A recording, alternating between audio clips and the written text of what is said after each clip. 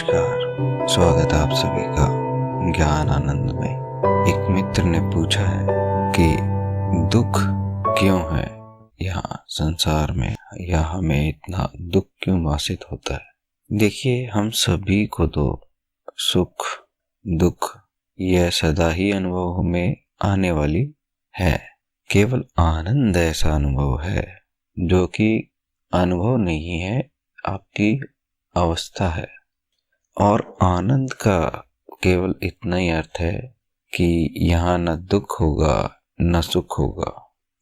अब साधक के जीवन में ये जो दुख है यह तो केवल एक वरदान है, क्योंकि सुख में तो केवल ऐसी मनस्थिति या अहम की वृत्ति जागृत रहती है जो कि आपको दूसरों से अलग करती है, भटकाती है। सुख में सुख भोग की ओर आकर्षित होती है, परंतु दुख के साथ में ऐसा नहीं है। दुख अहम को चोट पहुंचाने पर प्रकट होता है, यानी जब भी दुख प्रकट होता है तब आपका अहम आहत है, वहां पे उसे चोट पहुंची है, तो बहुत संभावना है कि आपको जिस बात से चोट पहुंची है वह सत्य के करीब हो, चाहे वह व्यवहारिक सत्य हो चाहे आध्यात्मिक सत्य हो। परंतु अहम को चोट पहुंचने का मतलब ही ये है कि आपको कुछ न कुछ अहम द्वारा परेशान किया जा रहा है। अहम वृत्ति चित्त की सबसे सूक्ष्म और सबसे शक्तिशाली वृत्ति है। यह वृत्ति वैसे तो हमें जीवित रखने के लिए जरूरी है, क्योंकि बिना अहम वृत्ति के मैं का उद्घोष नहीं होता। आप किसी को कह नहीं सकते कि ये मेरी गाड़ी है, ये मेरा खाना है। तो ये मेरा मेरा मेरा जो आप करते हैं ये अहम वृत्ति की वजह से है। अब अहम वृत्ति अपने आप को बढ़ाती है, वह हर जगह अपने आप को फैला देती है। तो जहां जहां अहम वृत्ति जाती है मैं को जोड़ती हुई जाती है, जबकि आपका स्वरूप इसके उल्टा चलता है।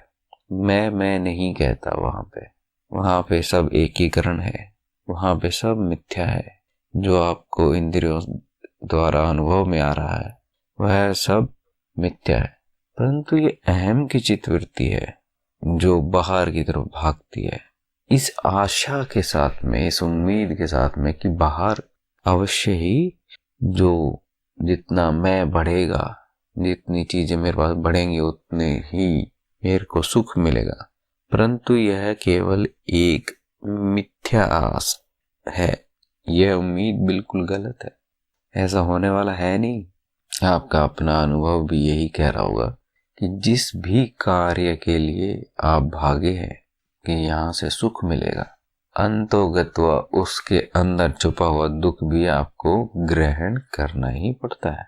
ऐसा कभी नहीं होगा कि आपको जो सुख मिला है वह हमेशा चिरस्थायी होगा। आप उसके साथ मिले हुए दुख के साथ में भी समझौता करते हैं। ठीक है, मान लीजिए आप नौकरी करते हैं तो वहां किसी की गुलामी ही कर रहे हैं आप, उसकी डांट फटकार आपको सहनी ही पड़ती, क्योंकि वो आपका पैसे दे रहा है ना, माया दे रहा है। माया के लिए तो आप उसके पास गए हैं, उसकी योग्यता है अयोग्यता है उससे कोई प्रभाव नहीं पड़ता। आप उसके साथ में रहेंगे जब तक आपको यह आशा है कि वहां से जो है आपको धन संपदा मिल रही है, कुछ ना कुछ लाभ मिल रहा है, तभी आप वहां हैं। तो इस लाभ के साथ में, इस सुख की छोटी सी बूंद के साथ में दुख के सागर भी आप सहने को तैयार होते हैं। तो यह सबसे बड़ी उलझन है यहाँ मनुष्य के साथ में अब जो चल रही है, कि सुख तो बूंद मिलता है, दुख सागर मिलता है।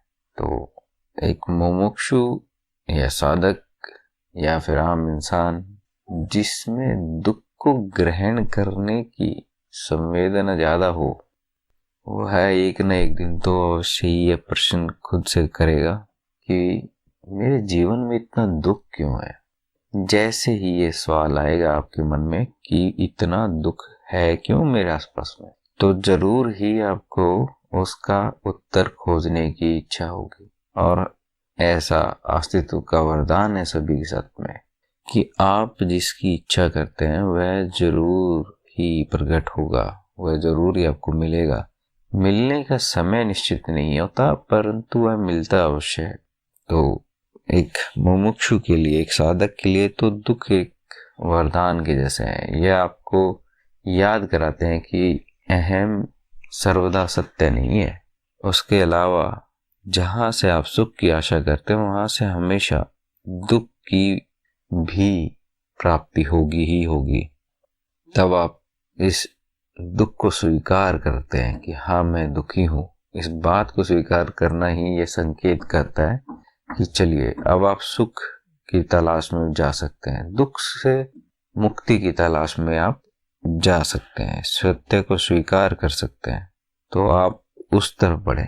तो सत्य की सबसे बड़ी महिमा यही है, चाहे वो व्यवहारिक हो या आध्यात्मिक हो, कि सत्य का संग मिलने से, सत्य का पालन करने से असत्य दूर हो जाता है और असत्य अज्ञान ही केवल दुख है। अब इसी का सत्य की ये अनुकंपा है। मतलब अगर आप सत्य की खोज पे निकलते हैं तो ये अनुकंपा है कि जो व्यर्थ है आपके जीवन में, जिससे दुख प्रकट होता है, वो छूटेगा ही छूटेगा। मान लीजिए आप सत्य बोलना शुरू कर देते हैं तो जो लोग चाटुकार लोग या फिर जो लोग आपकी खुशामद के लिए आते हैं या ऐसे संबंधी हैं जो केवल आपके पास में इसीलिए हैं क्योंकि आप वहां से कुछ आश लेके बैठे हैं, सत्य के उद्घोष के साथ ही सब मिट जाएगा, सब भाग जाएंगे, सब छोड़ देंगे। तो अज्ञान ऐसे भागता है सत्य के पास से जैसे एक अंधेरे कमरे में दिया जलने पे अंधेरा भाग जाता है और नहीं अगले क्षण। तो जैसे जैसे ज्ञान की रोशनी बढ़ती है अज्ञान सारा तिरोहित हो जाता है। तो ये सब ऐसे ही चलेगा। जब आप पैदा हुए थे तब आप सुख में पैदा हुए थे, दुख में पैदा हुए थे, कैसे अनुभव होगा? बहुत मुश्किल है, क्योंकि जब आप पैदा हुए थे तब शरीर ही थे। और आप किसी भी छोटे बच्चे को देख सकते हैं, उसका रोना या पीड़ा सिर्फ एक ही बात इंगित करती है कि या तो वह भूखा है या फिर उसे कोई शारीरिक कष्ट है। केवल दो अवस्थाओं में कोई शिशु रोना प्रारंभ करता है, उसे केवल शरीर का ही भान होता है, अभी उसकी मन स्थिति अहम वृत्तियां चालू नहीं हुई। फिर हम सब अज्ञानी लोग जो उसके चारों तरफ खड़े हैं, बैठे हैं, हम उसे ज्ञान देना शुरू करते हैं, जो कि हम उचित कहें तो ज्ञान है नहीं। ऐसे बहुत ही कम माँ बाप हैं जो ज्ञानी हैं और अपने शिशु को, अपने बच्चों को ज्ञान सिखाते हैं जो हमें हमारे अनुभव से मिला है। चाहे ज्ञान मिला है या ज्ञान मिला है, उसी को ही हम अपने बच्चों को गिफ्ट कर देते हैं। वही उसको धारण करने के लिए देते हैं, अपनी मान्यताएं उस पर थोपते हैं, अपने विचार उस पर थोपते हैं, चाहे उसका सत्य से कोई लेना देना हो या ना हो। उसकी अंदर अहम वृत्ति का जो है शुरुआत करते हैं कि ये मेरा है, ये पेंसिल मेरी है, ये रबर मेरा, ये बैग मेरा है, ठीक है, यहाँ मैं पढ़ता हूँ, ये नाम मेरा है। इस तरीके से हम धीरे धीरे उसको शुरू करते हैं। फिर वो और आगे जाता है, स्कूल में जाएगा और संसार में जाएगा और सीखेगा, अहम वृत्ति को ही सीखेगा, क्योंकि सभी ने वही सीखा है। सवाल सिर्फ दुख का है, वो याद कराने के लिए बीच में आता है कि अब देखो सुख को तो मिटाया जा सकता है।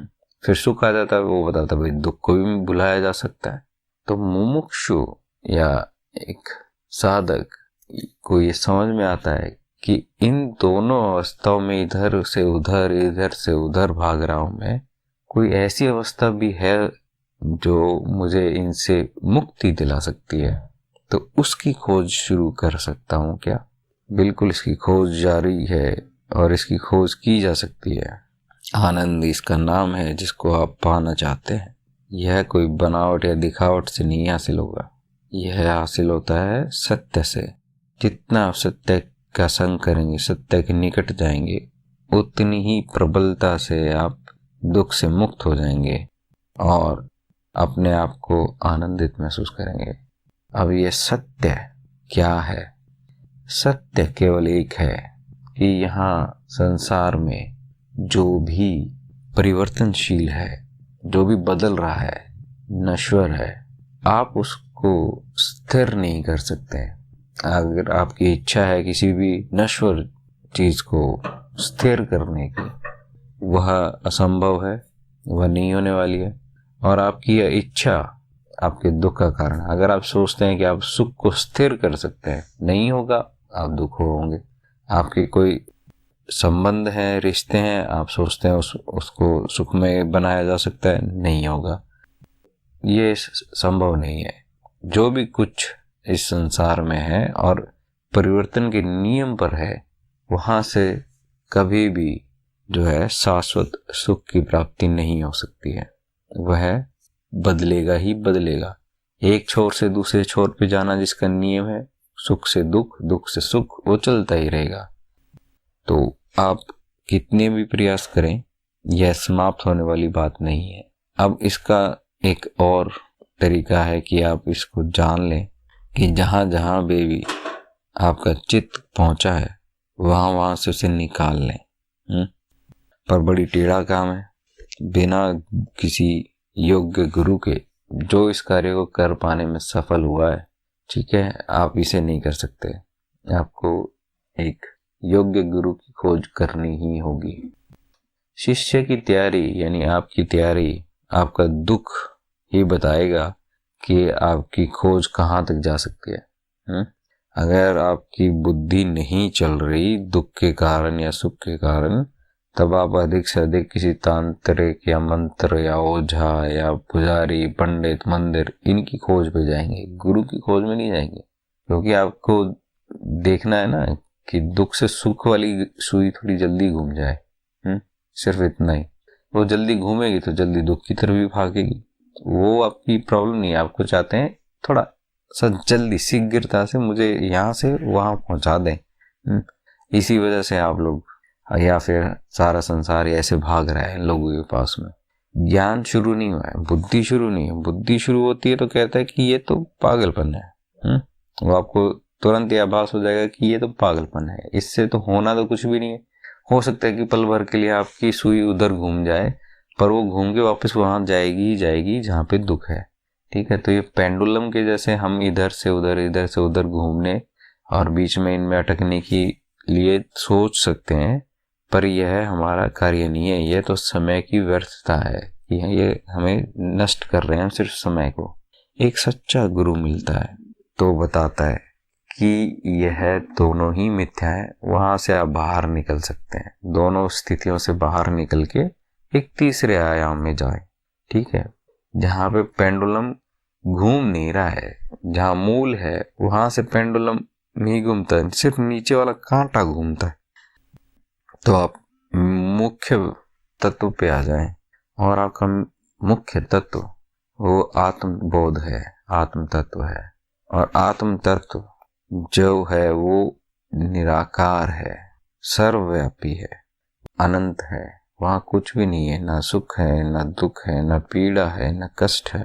यह जो आत्म तत्व है, या फिर ज्ञान मार्ग में हम इसे जो है अपना अनुभव करता बोलते हैं, जो कि केवल अनुभव कर रहा है आपके सभी दृश्यमान चीजों को। आपके जितने भी अनुभव आपको आते, मानसिक हैं या फिर शारीरिक हैं या इंद्रिय जनित जितने भी अनुभव हैं, वो सबको वो देखता है, पर किसी में भी यह सबको प्राप्त तो करता है। सबको देखने वाला तो है, पर किसी से भी प्रभावित होने वाला नहीं है। तो ऐसे अनुभव करता जो किसी भी परिस्थिति में सिर्फ देखने वाला है, पर उस पर कोई प्रभाव नहीं पड़ता, वह चिरस्थायी है, वहां कुछ भी बदला नहीं गया है। और ऐसे अज्ञेय, निरंतर, अजर अमर शाश्वत सत्ता की ही खोज मनुष्य जाति का लक्ष्य रहा है। जब आप अपने आत्मन को खोजते हैं, आत्मबोध को प्राप्त करने की तरफ बढ़ते हैं, तब आपको पता चलता है कि हाँ, हमारे शरीर की, इंद्रियों की एक सीमा है, और सीमा में घटित होता है जो, उसमें भी मैं वृत्ति सबको घेरे रखती है। वहाँ सुख का मृग जाल बिछा हुआ है, मृग तृष्णा जैसे। आप कहीं पे भी जाएं, दिखता है कि सुख है, पर आप पहुंचेंगे वहां कुछ होगा नहीं। तो ये सब जगह चालू है, ये सब जगह चलता रहता है। तो हमें इससे कैसे बच सकते हैं? गुरु की खोज से बच सकते हैं। जिसके ज्ञान मिला है उसकी खोज करें और ज्ञान प्राप्त करने की कोशिश करें। ज्ञान हमेशा ही आपकी जहाँ है वहीं उपलब्ध है, ऐसी अस्तित्व की गुरु क्षेत्र की कृपा है। आपके पास में जितने भी अनुभव हुए हैं और जितना भी तर्क है वह वहाँ पहुँचने के लिए पर्याप्त है। तो आपको केवल इसी को ही पाना है। जैसे ही आपको पता चल जाएगा कि संसार में उपलब्ध किसी भी वस्तु को आप अपना नहीं कह सकते, आप अपने शरीर को भी अपना नहीं कह सकते, उसकी भावनाओं को, विचारों को भी, आप इच्छाओं को भी आप देख सकते हैं। आप जान सकते हैं कि आपकी यादें, आपकी स्मृतियां कैसे कार्य करती हैं। तब आपको पता चलता है कि मैं तो इन सब को देखने वाला हूँ, परंतु इनमें से कुछ भी मैं नहीं हूँ। नहीं, जैसे आपको ये बोध होता है तब आपको बोध ये भी होता है कि जो ये अनुभव करता है यह कभी परिवर्तित नहीं हुआ, ना बचपन से आज तक हुआ है, ना ही आगे मृत्यु तक होगा। नहीं इसका कोई आकार है, नहीं इसका कोई जन्म मरण या आयु है। यह सर्वदा प्रेम, शांति और आनंद है। ऐसे जन्म अमर शाश्वत सत्य की खोज ही आपका लक्ष्य है। जैसे ही आपको आत्मबोध हो जाता है तो आपको एक अद्भुत शांति और आनंद प्राप्त होता है। आपकी खोज समाप्त होती है और आपको पता चलता है कि सारा जगत एक मिथ्या है, क्योंकि जो भी आपको दिखाई देता है वह केवल भासित होता है। वह केवल आपके लिए एक अनुभव है जो कि निरंतर बदलाव में है, बदल रहा है। तो उसके साथ आप संग कर, उसके साथ आप बहने का प्रयास अब नहीं करते। और जैसे जैसे आपकी ये बहाव बंद होता है, जैसे जैसे आपको ये बोध अधिक होता है कि मैं तो शांत आनंद स्वरूप हूँ, वैसे ही इस बोध को स्थिर करने वाली एक बुद्धि की प्रकट होती है, जिसे हम चेतना कहते हैं। यह चेतना निरंतर इसी कार्य पर लगती है और आत्मबोध को और प्रगाढ़ और प्रौढ़ करती जाती है। जितना यह ज्ञान प्रौढ़ होता है उतनी ही आपकी अन्य चित्तवृत्तियां शांत होती जाती हैं। हमें इन सभी चित्तवृत्तियों पर अब ध्यान देने की आवश्यकता नहीं रहती। इस प्रकार से यह चित्तवृत्तियां जो मौजूद ही रहने वाली हैं शांत हो जाती हैं। ये चलती रहती है, इनका हमने दमन नहीं किया, इनके ऊपर अतिक्रमण नहीं किया, परंतु यह शांत हो जाती हैं जैसे ही आपके पास में चेतना प्रकट होती है। अब आप जो भी कार्य करते हैं चेतना में करते हैं, जो भी बात कहते हैं वह चेतना में कहते हैं, ये जानते हुए कहते हैं कि सब अनुभव मिथ्या है और अनुभव करता ही यह आत्मन ही सत्य है। यह बोध, यह चेतना का प्रकाश जहाँ तक जाता है वहाँ तक आनंद और शांति का प्रकाश होना आवश्यक है। यह होगा ही तो चेतना की प्राप्ति एक साधक का लक्ष्य है और उसे विकसित करते रहना, उसकी प्रगति बनाए रखना, उसे ऊंचे से ऊंचे स्तर तक ले जाना ही एक साधक का परम लक्ष्य है। अगर आपको लगता है कि आप दुख में हैं, अवसाद में हैं, तो अवश्य ही कोई परिवर्तन से आपने आस लगाई है कि यह बदलाव अगर जीवन में हो जाए तो आप सुख अनुभव करेंगे। परंतु ध्यान रखिए, कोई भी बदलाव कभी भी स्थायी नहीं हो सकता है।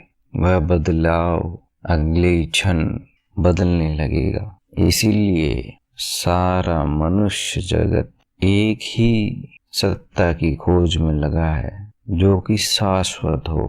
इसीलिए मनुष्य जिसका अभी चेतना प्रकट नहीं हुई, वह उसे मंदिरों में खोज रहा है, तांत्रिकों के पास खोज रहा है, मंत्रों में खोज रहा है, परंतु स्वयं में नहीं खोज रहा है। और इसी कारण से ये इतने मंदिर और मंत्रों की व्याख्याएं हो गई हैं कि यहाँ ये होता है।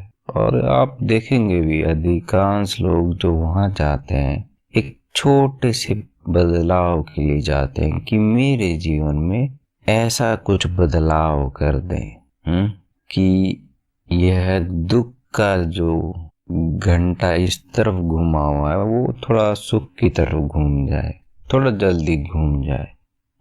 बस इतनी ही मांग के साथ में सब वहाँ पे पहुँचे हुए मिलेंगे।